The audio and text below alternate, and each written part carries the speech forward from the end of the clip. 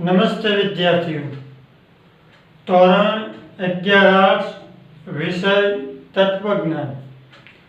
તત્વજ્ઞાનના છેલ્લા લેક્ચરની અંદર મેં તમને તમારું જે 8મો પાઠ હતો તેના વિશે સમજૂતી આપતો હતો.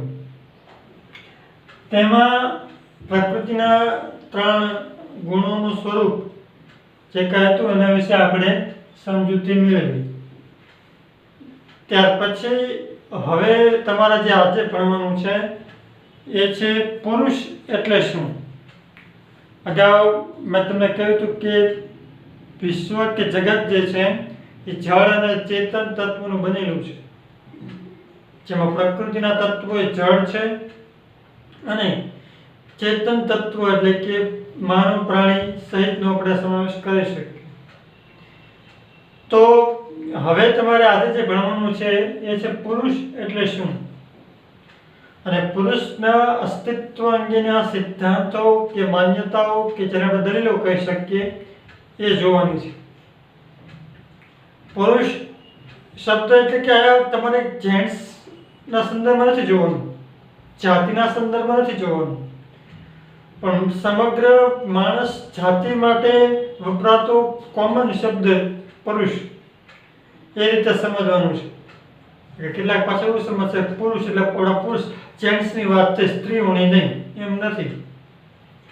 પુરુષ એટલે કે મેં તમને કહ્યું કે ભાઈ કોમન સ્ત્રી પુરુષ બેના ભેગા થઈને જે વ્યક્તિ કે માણસ ટૂંકમાં એ સંદર્ભમાં જે છે અહીં તમને સમજાવવામાં આવ્યું છે. અથવા તો શરીરના આત્મારૂપી એવું એ તત્વને પુરુષ તરીકે આયા ઉલ્લેખ કર્યો છે. જોઈએ તમને પુરુષ એટલે શું અને અસ્તિત્વના સિદ્ધાંતો કે દલીલો. પહેલો તે મુદ્દો છે પુરે શયતિ અસો પુરુષઃ.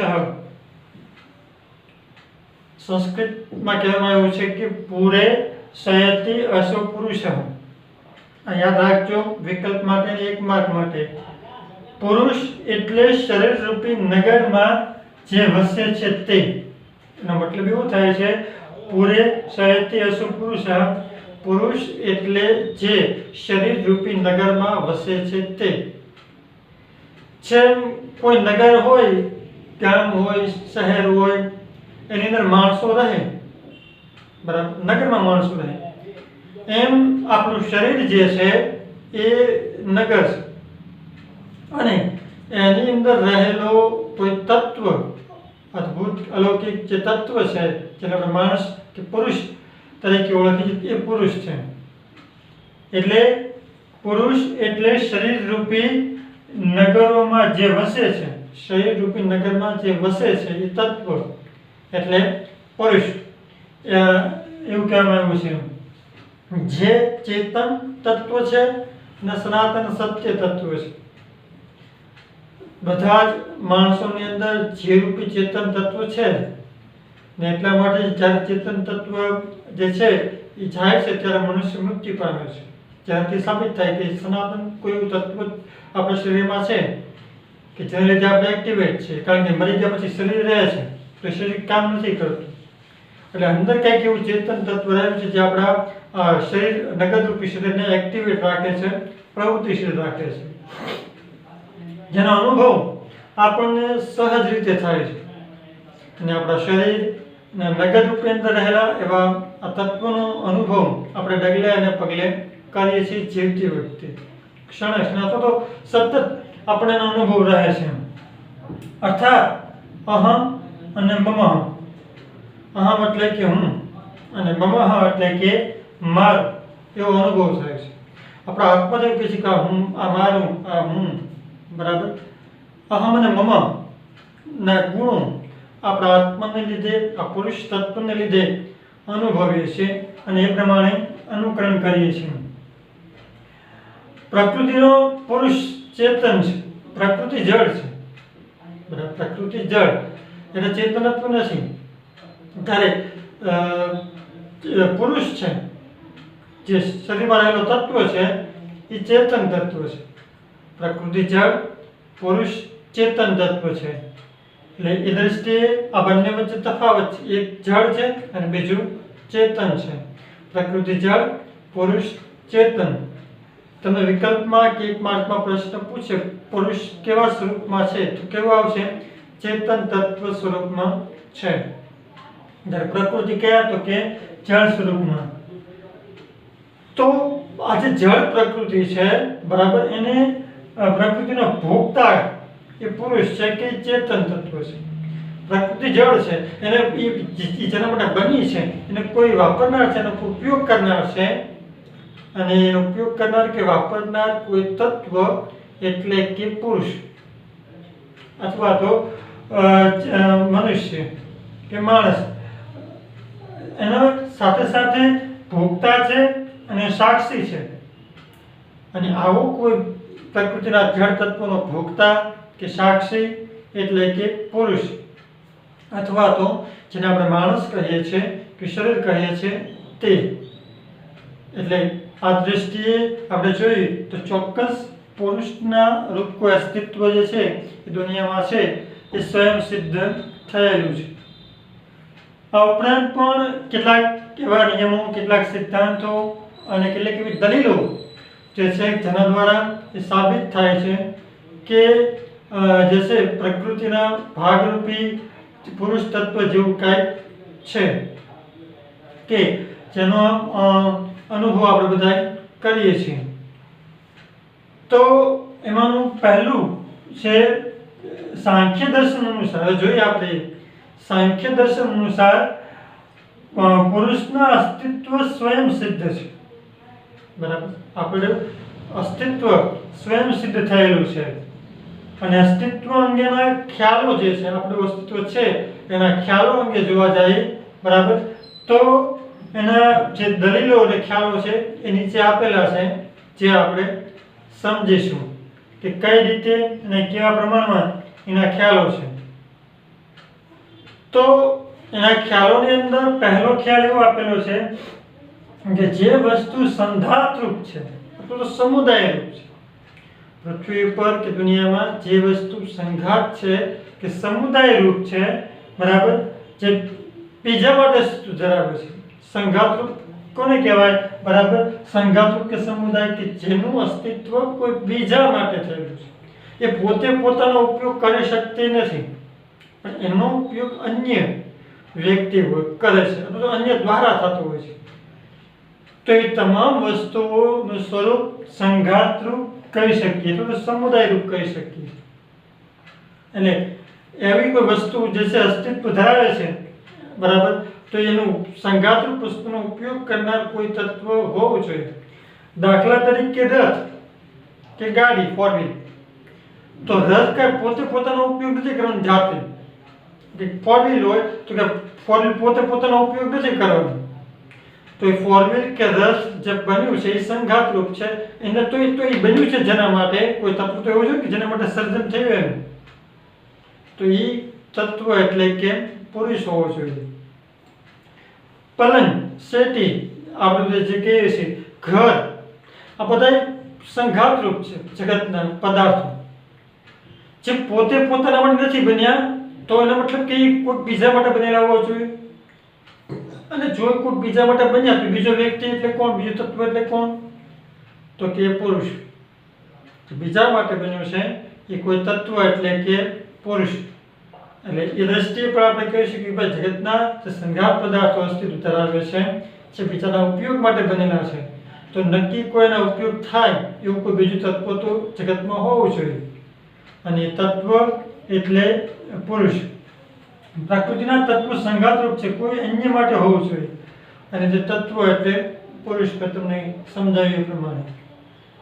ત્યાર પછી એની બીજી દલીલ જોઈ પુરુષના અસ્તિત્વ અંગેની કે બધા પદાર્થો જળ છે। તમે દુનિયાના કોઈ પણ પદાર્થ લ્યો બરાબર માનવી પ્રાણી સિવાયના તો એ બધા એમાંય તે જગતના તમામ પદાર્થ માણસ આવી જાય પ્રાણી પણ આવી જાય અને જળ પદાર્થો પણ આવી જાય તો જગતના જેટલા પણ જળ પદાર્થો છે એ બધામાં 3 ગુણ રહેલા છે આપણને ખબર છે સત્વ રજસ અને તમસ આ 3 ગુણ રહેલા છે બરાબર અને એ જ રીતે તમે જોવા જાવ તો આપણામાં પણ 3 ગુણો રહેલા છે મનુષ્ય કે જીવમાં પણ સત્વ, રજસ અને તમસ. આ 3 ગુણો આપણામાં પણ છે. અને આ 3 ગુણોથી જે પ્રકૃતિના જળ તત્વના 3 ગુણો છે એનાથી આપણે કંઈક અલગ બનીએ છીએ, અલગ પડીએ છીએ.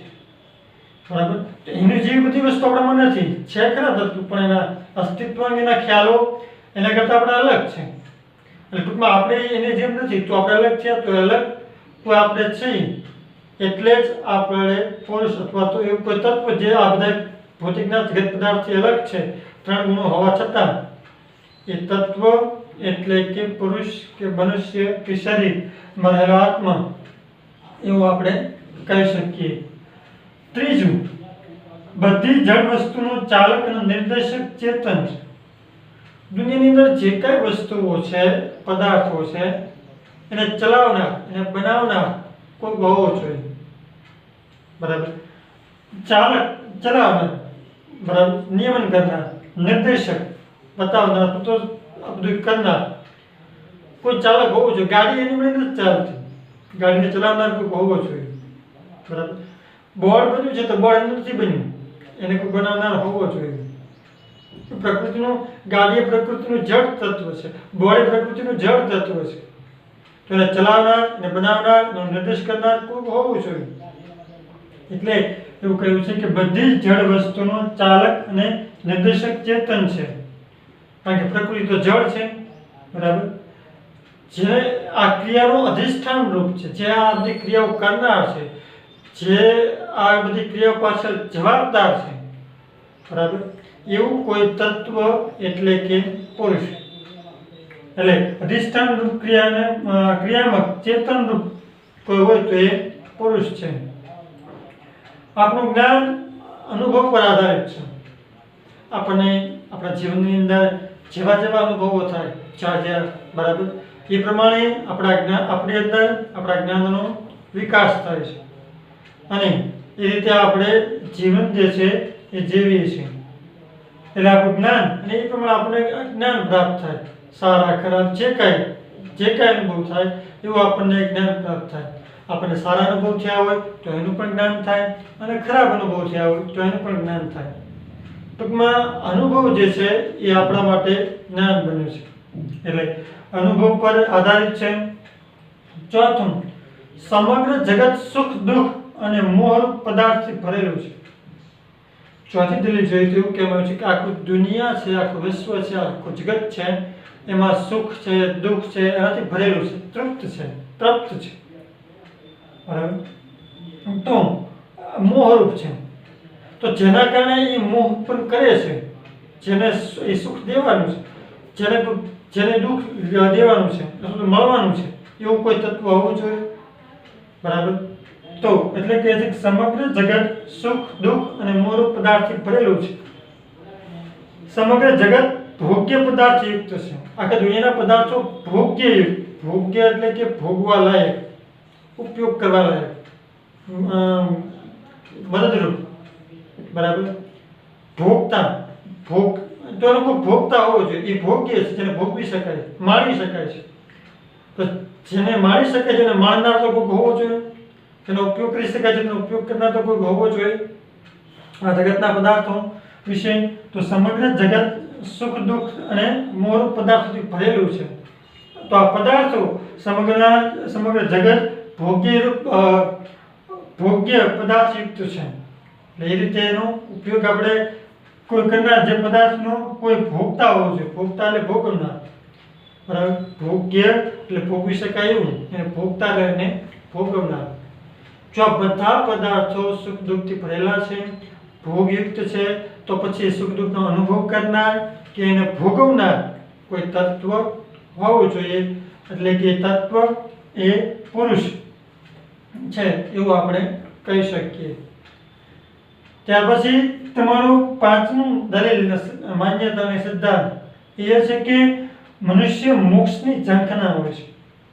આપણે બધાને મોક્ષ જોઈએ છે. કારણ કે મોક્ષ એટલે આત્યંતિક દુઃખનો અભાવ. આપણો વિશ્વ કે દુનિયા જે છે એ દુઃખમય છે. બરાબર. અને આ દુઃખમાંથી કાયમ માટે મુક્તિ મેળવવાનો એક માર્ગ એટલે કે જીવાત્માનો મોક્ષ કે મોક્ષ. મોક્ષથી આપણને આવી દુઃખ પ્રવૃત્તિઓમાંથી મુક્તિ મળે છે, દુઃખનો અભાવ વર્તાય છે. જગતમાં દુઃખ છે, આપણે આગળ પણ બૌદ્ધ ધર્મને બૌદ્ધ ભગવાન જે કહ્યું હતું બરાબર બૌદ્ધ દર્શનની અંદર પ્રમાણે ભણ્યા હતા કે જગતમાં દુઃખ છે, અને તો તેનાથી પર એવું કોઈ તત્વ એવું જોઈએ કે જેના માટે આ દુઃખ છે, તો જે આ દુઃખમાંથી મુક્ત થવાનો પ્રયત્ન કરે છે, બરાબર, તો જેના મોક્ષની ઝંખના છે, તો જેને આવા મોક્ષની ઝંખના છે, બરાબર, એવું કોઈ તત્વ એટલે કે પુરુષ કાં તો મનુષ્ય. એટલે કે તો આ 5 સિદ્ધાંતો કે જેના આધારે આપણે પુરુષના અસ્તિત્વ અંગેનો ખ્યાલ એ આપણને આવી શકે છે. પ્રકૃતિની અંદર કોઈ ચેતન તત્વરૂપી પુરુષ જે છે એ રહેલો છે. તો એ તમારો પુરુષ એટલે શું એ મુદ્દો પૂરો થાય છે. મેં તમને પુરુષ એટલે શું અને તેના અસ્તિત્વ અંગેના સિદ્ધાંતોની સમજૂતી આપી. ત્યાર પછી તમારા આ પાઠની અંદર જે મુદ્દો ભણવાનો છે એ છે જગતની કે સૃષ્ટિની ઉત્પત્તિ, સ્થિતિ અને પ્રલય. 5 માર્ક્સની અંદર આ પ્રશ્ન પૂછાય કે જગતની ઉત્પત્તિ, સ્થિતિ અને પ્રલય વિશે સમજૂતી આપો, તો આખો પ્રશ્ન લખવાનો આવે છે. અને કેટલીક વાર 3 માર્ક્સની અંદર પણ પ્રશ્ન પૂછે કે જગતની ઉત્પત્તિ વિશે સમજૂતી આપો, કે જગતની કે સૃષ્ટિની સ્થિતિ વિશે સમજૂતી આપો, કે જગત કે સૃષ્ટિના પ્રલય વિશે સમજૂતી આપો. તો એ રીતે 3 માર્ક્સની અંદર પણ કેટલીક વાર ટૂંકમાં પૂછાય છે. તો જોઈએ આપણે તમારું જગત કે સૃષ્ટિની ઉત્પત્તિ, સ્થિતિ અને પ્રલય વિશે. પહેલા તો તમને એના વિશેની પ્રસ્તાવના આપે છે ટેક્સ્ટબુકમાં, જે આપણે સમજીએ તો ભારતીય દર્શનનું જે છે 9 દર્શન, એમાંનું એક દર્શન એટલે કે સાંખ્ય દર્શન. સાંખ્ય દર્શનની અંદર આ જગતની ઉત્પત્તિ, વિશ્વની ઉત્પત્તિ કઈ રીતે થાય અને સ્થિતિ કઈ છે, અથવા તો ઉત્પત્તિ, સ્થિતિ અને પ્રલયની વિચારણા સાંખ્ય દર્શનમાં કરવામાં આવી છે. પ્રશ્ન પૂછે તો યાદ રાખજો શેમાં, તો કે સાંખ્ય દર્શનની અંદર જગતની કે વિશ્વની કે સૃષ્ટિની ઉત્પત્તિ, સ્થિતિ અને પ્રલયની વિચારણા આપેલી છે. જે આપણને ખબર છે, જે આપણે જાણીએ છીએ કે જગતના પદાર્થો 3 સ્થિતિમાં હોય છે. જગતના દરેક પદાર્થો 3 સ્થિતિ, તો જગતની 3 સ્થિતિ, એના આધારે જગતની 3 સ્થિતિ બની, બરાબર. ઉત્પત્તિ, સ્થિતિ અને પ્રલય. કોઈ વસ્તુ બને એ ઉત્પત્તિ, અને ટકી રહે એની સ્થિતિ, અને પછી નાશ પામે પદાર્થ તો એનો પ્રલય કે વિનાશ. દુનિયાના બધા પદાર્થો આ રીતે જ પ્રવૃત્ત રહે છે, અને એ પ્રમાણે દુનિયા પણ ઉત્પત્તિ, સ્થિતિ અને પ્રલય અનુસંધાનમાં કાર્ય કરે છે. એટલે સ્થિતિ એ 3 તત્વો જે છે એના પર આધારિત છે. તત્વોના મનમાં એટલે જ્યારે કોઈ પણ વસ્તુનું સર્જન થાય છે, બરાબર, ત્યારે એની ઉત્પત્તિ કહેવામાં આવે છે. તત્વજ્ઞાનમાં આ સ્થિતિને આપણે અનુક્રમે જગતને શું કહે છે, ઉત્પત્તિ, સ્થિતિ અને પ્રલય કહ્યું છે. એટલે કે દુનિયા કે વિશ્વ બન્યું એની ઉત્પત્તિ, ટકી રહ્યું એની સ્થિતિ, અને નાશ પામશે એનો પ્રલય. અને તત્વજ્ઞાનની ભાષાની અંદર જે છે જગતની ઉત્પત્તિ, સ્થિતિ અને પ્રલયના સંદર્ભમાં સમજવામાં આવે છે. તો જોઈએ આપણે આગળ વિશેનો મુદ્દો. તમને ખબર છે કે ભાઈ દુનિયા જે છે, વિશ્વ છે, એનું મૂળ ઉપાદાન કારણ પ્રકૃતિમાંથી જગતનું સર્જન થયેલું છે.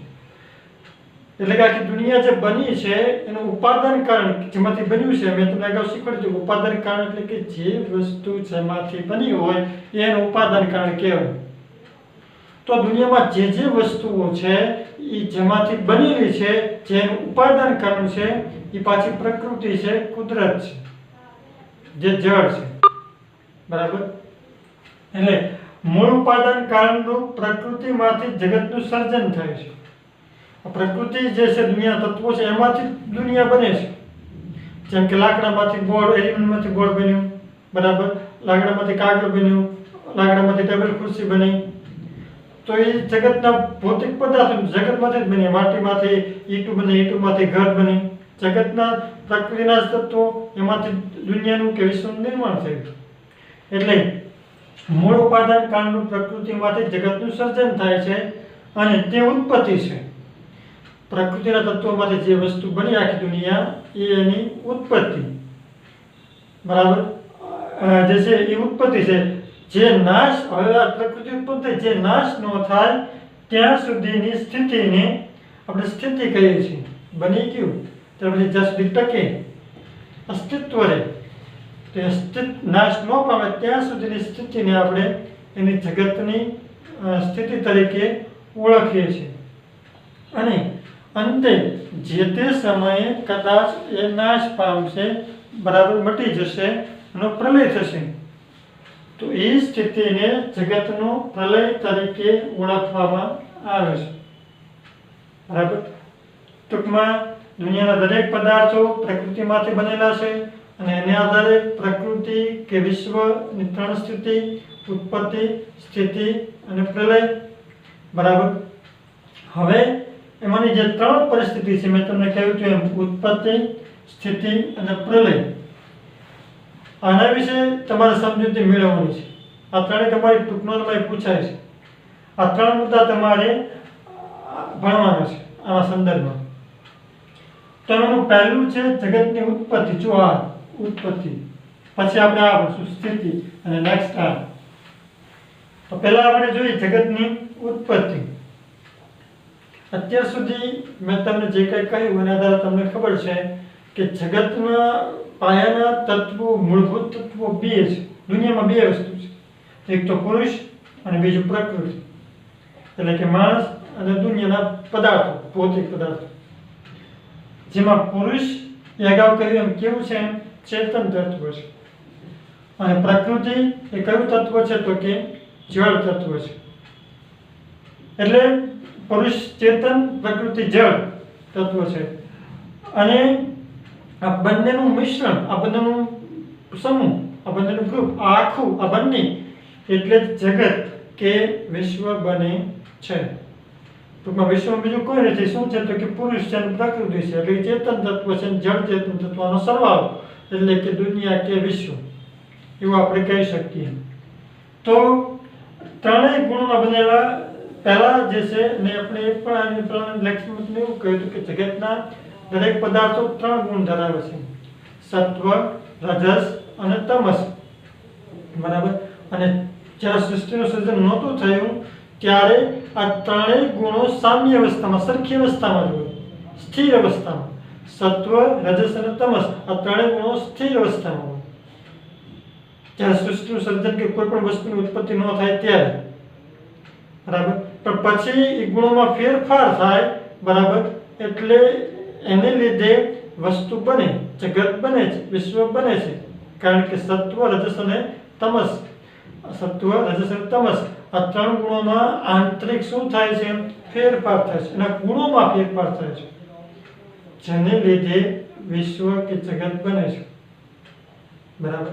દાખલા તરીકે માટી અને પાણી બે અલગ રાખો તો એના સ્થિર અવસ્થામાં છે, બરાબર, એકબીજાને અસર નથી કરતા. પણ હવે માટીને પાણીમાં નાખો અને તમે એને હલાવો તો એના ગુણોમાં ફેરફાર આવશે અને એમાંથી ગારો બનશે.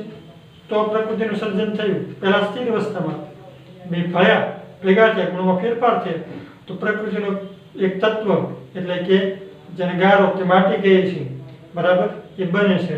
અને પહેલા આ 3 તત્વો જે છે એ સ્થિર કે સામ્ય અવસ્થામાં હોય છે. અને પછી એ ગુણોની વિષમતા બદલાય છે, ગુણો બદલાય છે, એને લીધે સૃષ્ટિની ઉત્પત્તિ થાય છે, બરાબર. જગત બને છે. આ 3 ગુણોના જે ફેરફારો થાય છે એને કારણે વિશ્વ કે જગત નિર્માણ થાય છે, ઉત્પત્તિ થાય છે. સાંખ્ય દર્શન એવું કહે છે કે જગતની ઉત્પત્તિ થવા પાછળના 24 તત્વો જવાબદાર છે. એટલે આ યાદ રાખજો, વિકલ્પમાં પૂછાય તો સાંખ્યના મતે પ્રકૃતિના કુલ કેટલા તત્વો છે? 24 તત્વો છે. અને એ 24 તત્વો એક શૃંખલાના ભાગરૂપે છે, જોડાયેલા છે, કનેક્ટેડ છે. તો હવે આપણે જે 24 તત્વો છે સૃષ્ટિના, બરાબર, એના વિશે જોવાનું છે. વિકલ્પ ખાસ યાદ રાખજો. સાંખ્યના મત અનુસાર કુલ 24 તત્વોની શૃંખલા છે. કોણ? તો કે જગતની ઉત્પત્તિ. જગત બન્યું છે પાછળ એની અંદર આ 24 તત્વો જવાબદાર છે. અને આ 24 તત્વોનો સમૂહ એટલે જ દુનિયા કે વિશ્વ. તો જોઈએ આપણે એ 24 તત્વો કયા. એટલે તમારું ટેક્સ્ટબુકની અંદર એક કાવ્ય આકૃતિ આપેલી છે, એમાં રીત થોડીક સેટ કરી અને લખી છે. તમારો મેઇન મુદ્દો છે ઉત્પત્તિના 24 તત્વોની શૃંખલા. એમાં સૌથી પહેલું છે પ્રકૃતિ, કુદરત. પ્રકૃતિ એટલે મેં કીધું આપણી આજુબાજુના જેટલા પણ જળ પદાર્થો છે એ બધા, બરાબર. અને એમાંથી બીજું છે તત્વ મંદ, બુદ્ધિ. ત્રીજું છે અહંકાર, બુદ્ધિ સાથે સંકળાયેલું અહંકાર. ત્રીજું તત્વ અહંકાર. પંચ તન્માત્માઓ, પછી આવે છે પંચ તન્માત્માઓ. હજુ આ 3 અહંકાર, પછી પંચ તન્માત્માઓ કયા કયા? તો કે શબ્દ એટલે બોલીએ છીએ, સ્પર્શ જે આપણને ત્વચા દ્વારા, ગંધ જે આપણે સૂંઘીએ છીએ, રૂપ એટલે આપણું જે શરીર, ત્વચા, બરાબર, રૂપને આધાર, સોરી, અને 8મું છે રસ. એ 3 હતા. ચોથું કયું? શબ્દ. 5મું સ્પર્શ. 6થું ગંધ. 7મું રૂપ. 8મું રસ. આ 5 તન્માત્રાઓ છે. પ્રશ્ન પૂછાય કે 5 તન્માત્રાઓ કઈ કયા છે? તો આ કયા કયા? 1 શબ્દ, 2 સ્પર્શ, 3 ગંધ, 4 રૂપ અને 5 રસ. આ 5 તન્માત્રાઓ એટલે 5 × 3 આ કેટલા થયા? 8 થયા. ત્યાર પછી 9મું છે મન. 9મું મન છે. અને પછી આવે છે મન એટલે કે જ્ઞાનેન્દ્રિયો. 5 જ્ઞાનેન્દ્રિયો. આપણી 5 જ્ઞાનેન્દ્રિયો તમને ખબર જ છે, આંખ, કાન, નાક, જીભ અને ત્વચા. તો મન પછીની 5 જ્ઞાનેન્દ્રિયો માં 10મું, હવે 9 પૂરા થયા મન, પછી 10મું નેત્રેન્દ્રિય, 11મું શ્રવણેન્દ્રિય, 12મું સ્પર્શેન્દ્રિય, 13મું ઘ્રાણેન્દ્રિય અને 14મું સ્વાદેન્દ્રિય. એટલે નેત્રેન્દ્રિય એટલે આંખ, બરાબર, શ્રવણેન્દ્રિય એટલે કાન, સ્પર્શ એટલે ત્વચા, ઘ્રાણ એટલે કે નાક અને સ્વાદ એટલે કે જીભ.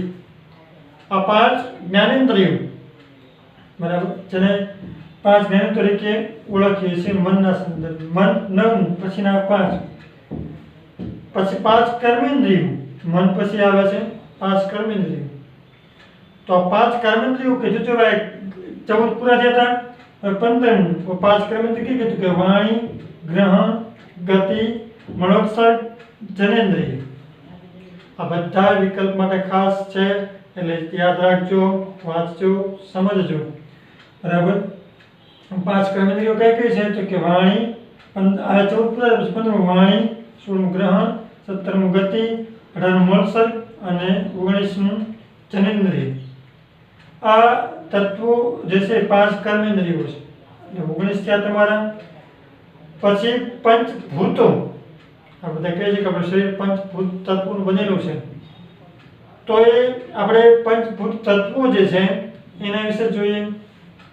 તો 19 પૂરા પછી 20મું આકાશ, 21મું વાયુ, 22મું તેજ, 23મું જળ અને 24મું પૃથ્વી. આ 24 તત્વો જે છે એ બનેલા છે, બરાબર. એટલે તમારા જે 24 તત્વો હતા એ પૂરા. ફરીથી ધ્યાન રાખજો. પહેલું પ્રકૃતિ, બીજું મન કે બુદ્ધિ, ત્રીજું અહંકાર, પછી 5 તન્માત્રાઓમાં ચોથું શબ્દ, 5મું સ્પર્શ, 6થું ગંધ, 7મું રૂપ, 8મું રસ, બરાબર. પછી 9મું મન. હવે એની અંદર 5 જ્ઞાનેન્દ્રિયો. 10મું અને પછી 10મું નેત્રેન્દ્રિય, 11મું શ્રવણેન્દ્રિય, 12મું સ્પર્શેન્દ્રિય, 13મું ઘ્રાણેન્દ્રિય અને 14મું સ્વાદેન્દ્રિય. પછી 5 કર્મેન્દ્રિયો. 14 પૂરા કર્યા પછી ત્યાંથી 15મું વાણી, 16મું ગ્રહણ, 17મું ગતિ, 18મું મનોત્સર્ગ, 19મું જનેન્દ્રિય. પંચભૂતો બરાબર. એમાંનું પંચભૂત એટલે કે 19 પછી 20મું આકાશ, 21 વાયુ, 22 તેજ, 23 જળ, 24 પૃથ્વી અને 25મું તત્વ એટલે ખુદ માનવ. બરાબર. આ પુરુષ રૂપી 25મું તત્વ આમ જગતની ઉત્પત્તિની અંદર આ 25 ગુણો જે છે એ રહેલા છે. બરાબર. જેને લીધે આખું વિશ્વ જે છે એ બનેલું છે. ટોટલ જોવા જઈએ તો 25 તત્વો, 24 આ અને 25મું તત્વ એટલે પુરુષ. તો અહીંયા તમારો જે મુદ્દો હતો પહેલો શોર્ટ નોટ, બરાબર, જગતની ઉત્પત્તિ, એ આપણે પૂરી કરીએ છીએ.